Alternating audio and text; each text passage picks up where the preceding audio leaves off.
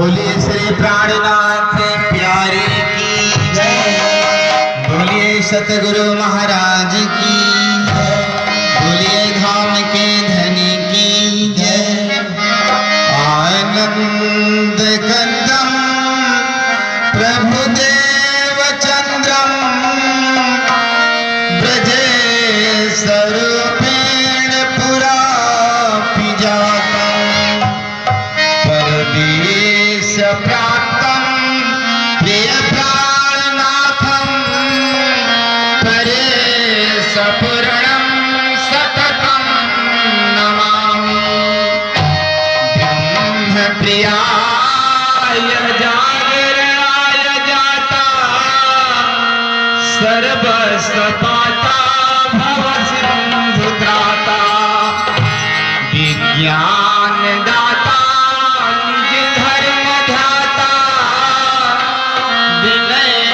बंधो शरणं प्रपद्ये विनयक बंधो शरणं प्रपद्ये चिदादित्यं किशोरांगं परेधामिनि विराजितं स्वरूपं सच्चिदानन्दं निर्विकारं सनातनं प्रीतम मेरे प्राण के आत्म के आधार सर्व सुख देने योग्य हो लीला नित्य विहार। प्रथम लागू दो चरण को धनिये न छुड़ाइयो थिन लाख लीला लयेड़िया मेरे जीव के यही जीवन। इन पाँव तले पड़ी रहूं पिया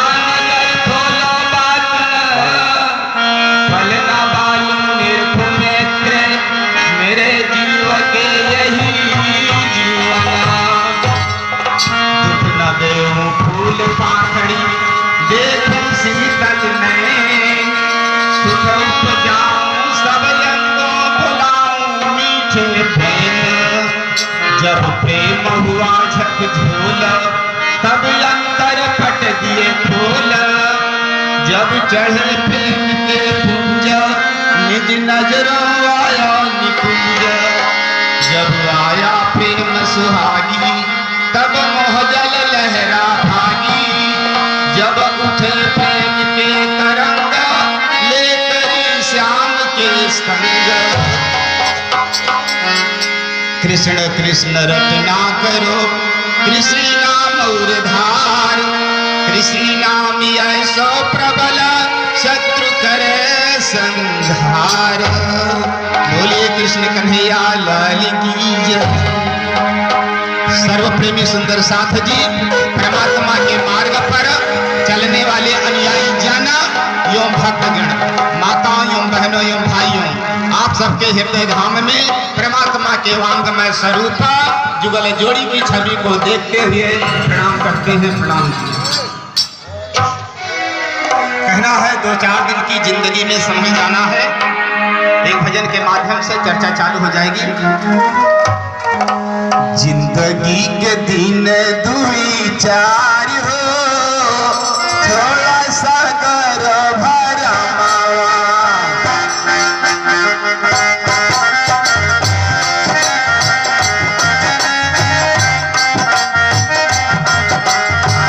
बाहों से भैया होशियार हो कुछ कैला जताना।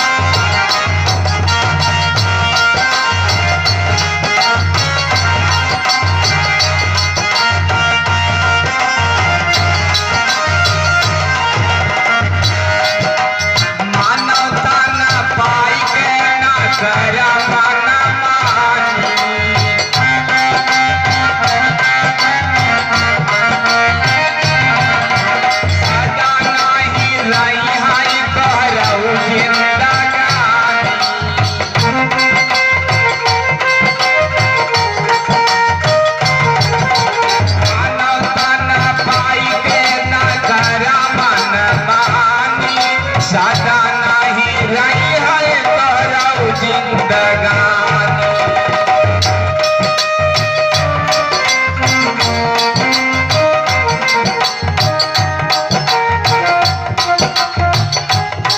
मिथ्या का सारा संसार तुझ कैला जतना।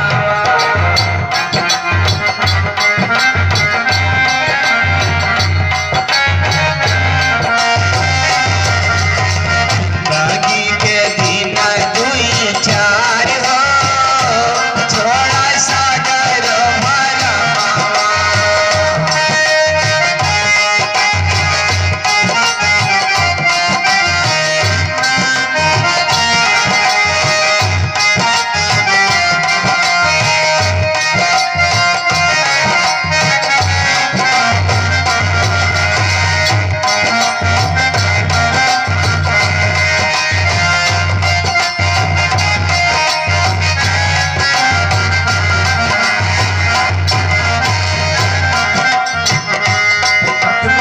चरणों में शीश झुकाई।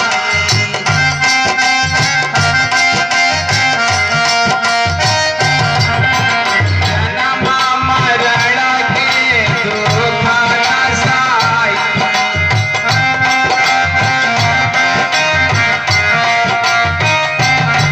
सतगुरु के चरणों में शीश झुकाई। जन्म मरण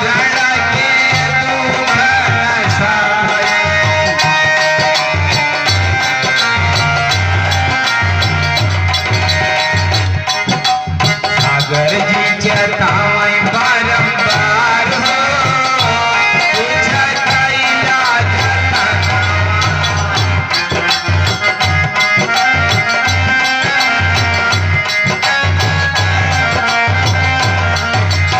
कैला जतनवा हो कैला भजनवा।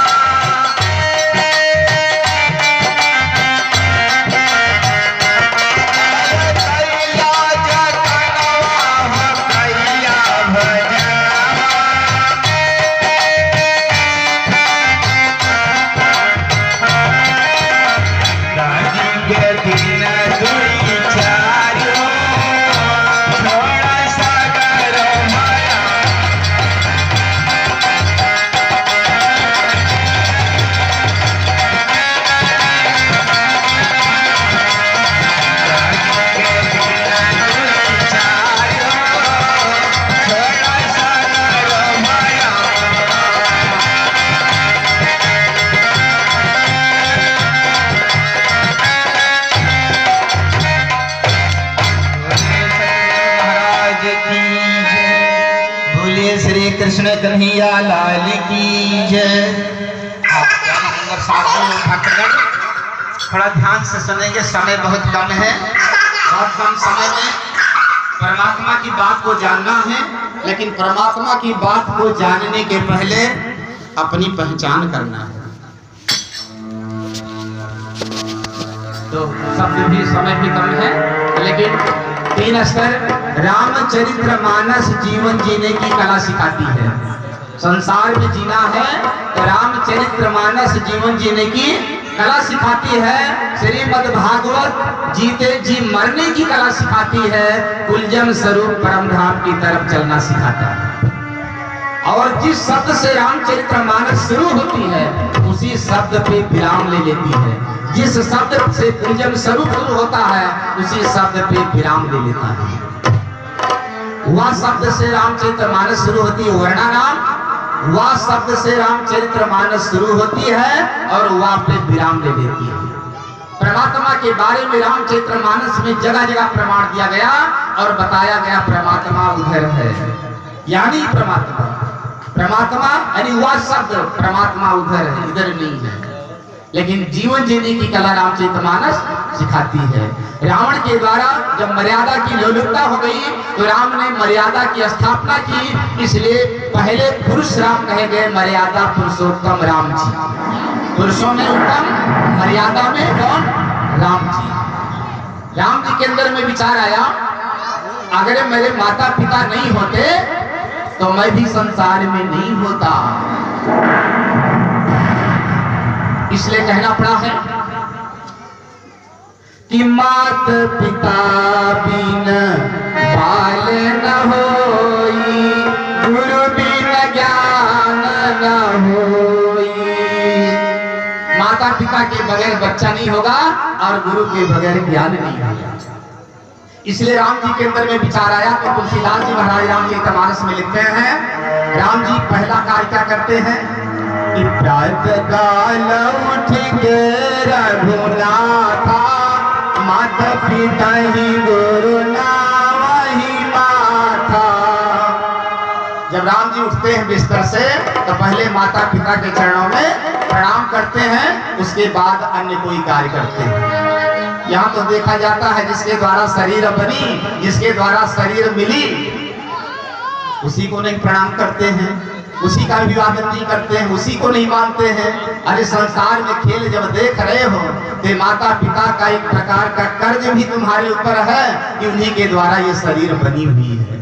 और माता पिता का कर्ज कब अदा होगा? जब माता पिता अपने बच्चे की सराहना करना शुरू कर दें।